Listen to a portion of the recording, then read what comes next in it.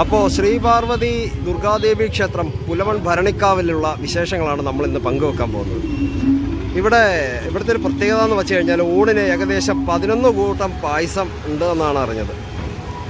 അപ്പോൾ നമുക്കിന്ന് ഇവിടുത്തെ വിശേഷങ്ങളകത്തെ കാര്യങ്ങളൊക്കെ അങ്ങോട്ട് കാണിക്കാം. ഇന്നത്തെ അന്നദാനം ദേവിയുടെ വകെ അങ്ങോട്ട് ആയിക്കോട്ടെ, എന്താ പറയണോ, എല്ലാവരും കൂടെ കൂടുമല്ലേ. അപ്പോൾ അകത്ത് പോയിട്ട് നമുക്ക് ബാക്കി കാര്യങ്ങളൊക്കെ കാണാം. സത്യം പറഞ്ഞാൽ നല്ല തിരക്കുണ്ട്. ഇതാണ് ആ ക്ഷേത്രം. ഒരു ചെറിയൊരു പാലം പോലെയൊക്കെ കയറി ഉണ്ടോ, കയറിയിട്ടാണ് ആ ക്ഷേത്രത്തിലേക്ക് പോകുന്നത്. നമ്മുടെ ഹൈവേയുടെ സൈഡിലായിട്ട് വരും കൊട്ടാരക്കരയിൽ. ഈ ക്യൂവിൻ്റെ എൻഡിലാണ് നിൽക്കുന്നുണ്ട്. അങ്ങ് കാണുന്ന പോയിന്റിൽ ചെല്ലണം, അത്രയും ക്യൂവാണ്. അപ്പം നമ്മൾ സ്ഥിരം സപ്താഹത്തിന് കയറുന്ന പരിപാടി എടുക്കേണ്ടി വരും. ഫ്രണ്ടിൽ ചെന്ന് ഉഴഞ്ഞ് കയറാം, ഇനിയിപ്പോൾ അതേ പറ്റുള്ളൂ. സത്യം പറഞ്ഞാൽ ഒരു നേരത്തെ ആഹാരം കഴിക്കാമെന്ന് വിചാരിച്ചപ്പോൾ ഇത്രയും പ്രതീക്ഷിച്ചില്ല. എന്തൊരു ക്യൂ ആണ് നോക്കി, ഭയങ്കര ജനം കേട്ടോ. പാഴ്സൽ മേടിക്കേണ്ടവർക്ക് തന്നെ ഒരു പ്രത്യേക കൗണ്ടറാണ് ഓപ്പൺ ചെയ്തേക്കുന്നത്. മെയിനായിട്ടുള്ളടത്ത് പോയി കഴിഞ്ഞ് കഴിഞ്ഞാൽ ഇപ്പോഴേ കാര്യം നടക്കത്തില്ല. അതാണ്ട് പായസമൊക്കെ ഉണ്ടാക്കി വെച്ചേക്കുന്നുണ്ടോ, കുറേ ഉണ്ട്. ഇത് കലവറയുടെ ഒരു ഭാഗമാണ്.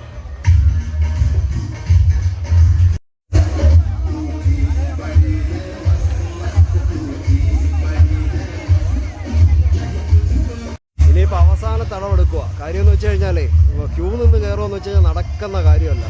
അപ്പോൾ ഇനി പാത്രം കഴുകുന്നിടത്തു നിന്ന് ഒരു പാത്രം കഴുകി എടുത്തുകൊണ്ട് പോയി ഇടയ്ക്ക് കയറുന്നതായിരിക്കും വൃത്തി. അതായിരിക്കും നല്ലത്. ഇല്ലെങ്കിൽ അറിയാത്ത നാട്ടുകാരുടെ നിന്ന് ഇടി കൊള്ളേണ്ടി വരും. ഉത്സവ കമ്മിറ്റി ഉത്തരവാദി ആയിരിക്കുകയില്ല. അതുപോലെ സംഭാവനകൾ വാഗ്ദാനം എത്രയും പേരും തന്നെ സംഭാവനകൾ ഉത്സവ കമ്മിറ്റി ഓഫീസിൽ എത്തിക്കണമെന്ന് അഭ്യർത്ഥിക്കുകയാണ്.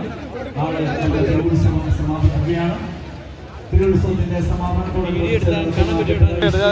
നിൽക്കുന്ന 10 ജന്മ ഭക്തജനങ്ങൾ അവരുടെ കെട്ടുരുപ്പടിയുടെ സംഭവം 11 കൂട്ടം പായസം ഉണ്ട്. ആദ്യം പായസം മാത്രം മേടിച്ചൊന്ന് ട്രൈ ചെയ്യാന്ന് വിചാരിച്ചു.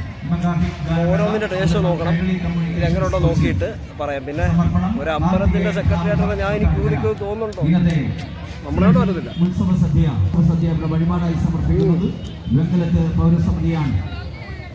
ചോറ് കഴിച്ചതിന് ശേഷം പായസത്തിനായി നാടിലേക്ക് പോകുന്നവർ എന്തൊക്കെ ഐറ്റമാണ് അവിടെ അച്ചാറുണ്ട്, ക്യൂ സജ്ജീകരിച്ചിട്ടുണ്ട്. അവരെ ഭദ്രമായി ഏൽപ്പിക്കണം എന്ന് അഭ്യർത്ഥിക്കുന്നു.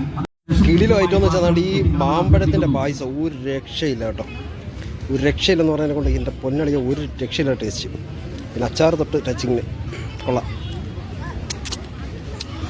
പിന്നെ വേറെ ഒരു 3-4 കൂട്ടപ്പം ഞാൻ തീർത്ത്. ഷുഗർ അടിക്കുമെന്നാണ്. ഒന്നാമതേ ഷുഗറും പ്രഷറും കൊളസ്ട്രോളും ഒക്കെ ഉണ്ട്. ചാവുന്ന അങ്ങ് ചാവട്ടെ. ചോറ് ഇതാ കഴിച്ച് കഴിഞ്ഞിട്ട് ഇനി പോകണം. സത്യം പറഞ്ഞാൽ ഈ ബുദ്ധിയൊക്കെ എടുക്കുന്ന എന്നെ അമേരിക്കയുടെ പ്രസിഡൻ്റ് ആക്കണം. ഇതൊരു ജനമാണ്. ഇപ്പോഴും ആ റോഡിൽ നിന്നുള്ള ക്യൂ ആണ്. സത്യം പറഞ്ഞാൽ ഇവിടുത്തെ ഒരു പാത്രം എടുത്ത് വെച്ച് കഴുകി പതുക്കെ നൈസായിട്ട് ക്യൂ കയറിയോണ്ട് രക്ഷപ്പെട്ടു. എല്ലാവരുടെ പണി പാളിയാൽ ഇപ്പോഴൊന്നും കഴിക്കാൻ ഒക്കത്തില്ല. ഒരു 2-3 മണിക്കൂർ ക്യൂ നിന്നാലേ ഇവിടെ വരും. അതുകൊണ്ട് എൻഡി വരും. നമ്മുടെ അറിയാവുന്ന 5-6 പിള്ളേർ ശിഷ്യന്മാരുണ്ടായിട്ട് രക്ഷപ്പെട്ടു.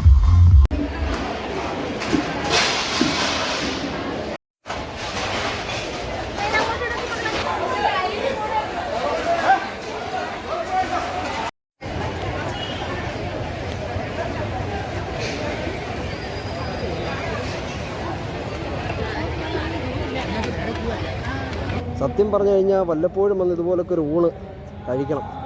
എൻ്റെ ലൈഫിൽ ഇതുപോലൊരു ഊണ് ഞാൻ ഇതുവരെ എൻ്റെ ജീവിതത്തിൽ കഴിച്ചിട്ടില്ല. അത്രയ്ക്ക് നല്ല സൂപ്പർ. ഒരു 11 തരം പായസമൊക്കെ കൂട്ടിയിട്ട്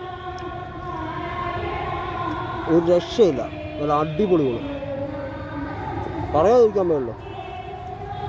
നിങ്ങൾ കഴിച്ചേ ഊണൊക്കെ കഴിഞ്ഞു ഇനി മുറുക്കിയിട്ടൊക്കെ അങ്ങ് പറഞ്ഞു വിചാരിച്ചു. നമ്മളെ ഈ കൊട്ടാരക്കരയിലെ കറക്റ്റ് പറയുന്നത് ഇഞ്ചക്കാട്ടിലോട്ട് വരുന്ന വഴിക്ക് ഈ ക്ഷേത്രം. വല്ലപ്പോഴും ഒന്ന് വരണം. ഇനിയിപ്പം ഇന്നും കൂടെ ഉള്ളതെന്ന് എനിക്ക് തോന്നുന്നു, അറിയില്ല, ഞാൻ ആരോട് ചോദിച്ചില്ല. ഇതിനകത്ത് പായസങ്ങളാണ് മെയിനായിട്ട് പറയുന്നത്. ഭയങ്കര ജനമാണ്. സത്യം പറഞ്ഞാൽ ഇടയ്ക്ക് അന്നേരം കയറിയില്ലായിരുന്നു, നടക്കത്തില്ലായിരുന്നു. അപ്പോൾ ഒരു കാര്യം ചെയ്യാം, അടുത്ത ഇൻട്രസ്റ്റ് ആയിട്ടൊരു വീഡിയോ ആയിട്ട് നമുക്ക് വീണ്ടും കാണാം. അതുവരെയും ബൈ.